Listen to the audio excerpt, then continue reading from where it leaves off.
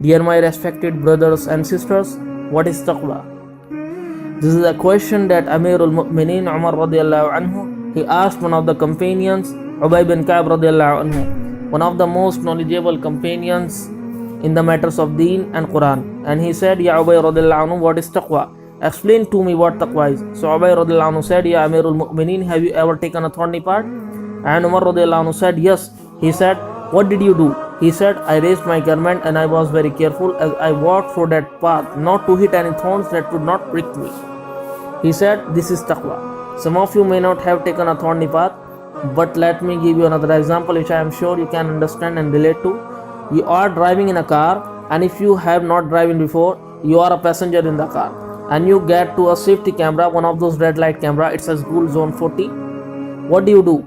You slow down. You slow down while the camera is there. As soon as you pass the camera, what do most people do? They speed up again.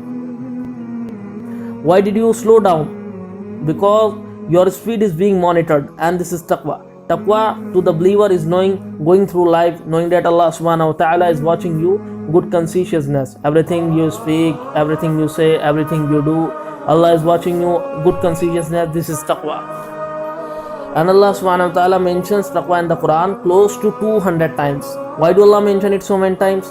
Allah says in Quran, Ya ayyuhalladhina amanu attaqullaha haqqa tuqatihi wa la tamutunna illa wa antum muslimun.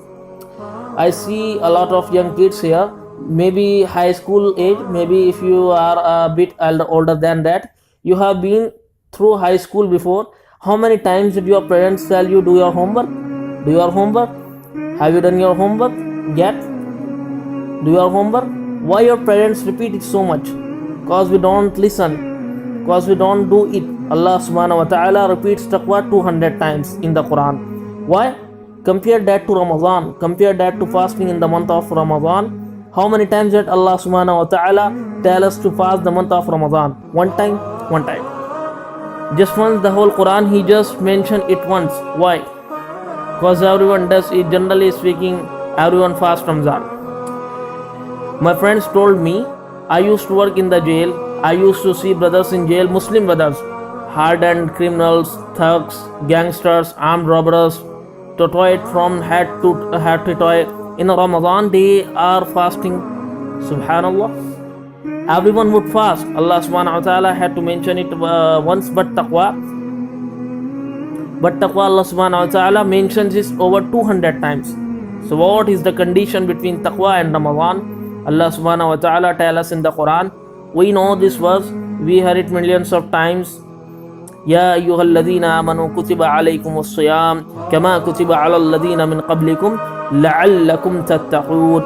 Fasting has been prescribed upon you as it was prescribed upon those before you.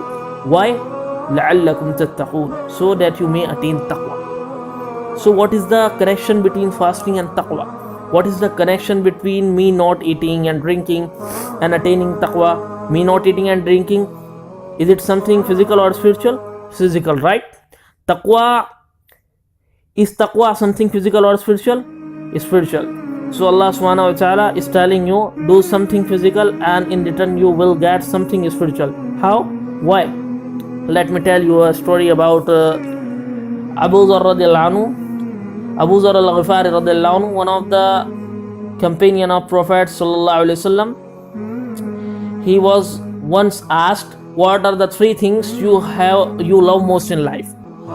I repeat, what are the three things you love most in life?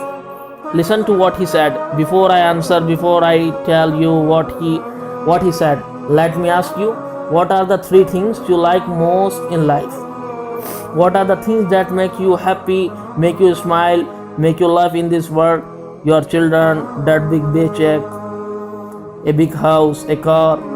What it is that would put a big smile on your face in this life? Think about what you would answer. They asked Abu Dharr radiallahu anhu, what is it that you love most in this life? He said, I love sickness and hunger and death.